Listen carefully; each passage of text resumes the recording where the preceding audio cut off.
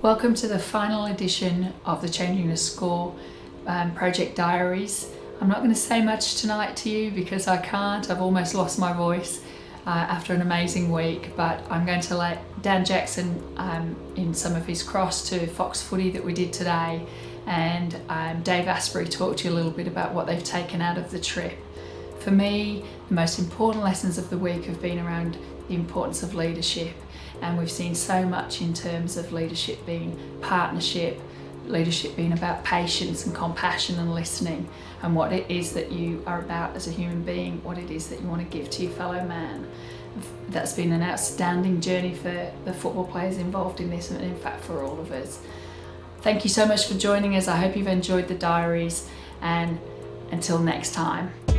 We signed up earlier in the year for what I guess we'd had no idea what was going to be. Pippa Grange and Bluestone Edge, along with RMIT, had teed up a connection in the favelas here in Rio de Janeiro with a company called IBIS, or an organisation who do great work for sport for inclusion, getting the kids in the favelas back onto the right path, take them out of the drugs, the guns, the crime, the violence, and just get them to be young people again, kicking soccer balls around, learning dance, a bit of boxing, MMA. I guess like everyone else, we believed the stereotypes that the favelas in Rio were going to be some pretty tough, uncompromising places, and that the people were going to be the same, you know, a bit aggressive and nasty, and that people often actually questioned a few of us before we came as to why would we be going into such a dodgy place. But look, the place is rough and it's a bit dirty at times, but we couldn't have been more wrong about the people. They've been very, very kind and generous. Multiple times they've put on barbecues, you know, taught us to dance, taken us to their private places. We've had to go through some pretty hairy security checks, and taking the footies there though, that was probably our greatest weapon in a sense. I remember day one we were sitting there, it was all pretty tense. They didn't know how to take us. We didn't really know what we should be doing. We were just sitting on these plastic chairs, dogs running around, horse going down the street. Someone whipped out a footy and started kicking it on the street. All of a sudden everybody was just getting amongst it, teaching these young Brazilian kids and the adults how to kick a share, and they're actually pretty good at it. I think for the fact they spend most of their lives outside, not sitting at home on video games, they're just absolute natural athletes, so they pick it up really quickly, which is great. Today was the closing day of the project. For me, this trip has been enormous, a real defining journey in my life.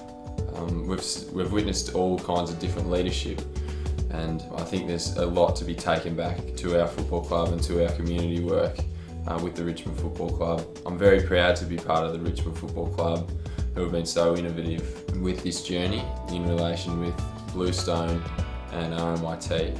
It's been a really good lesson for all the boys at the footy club, and yeah, we're really looking forward to getting back and sort of adopting the leadership that we've seen over here.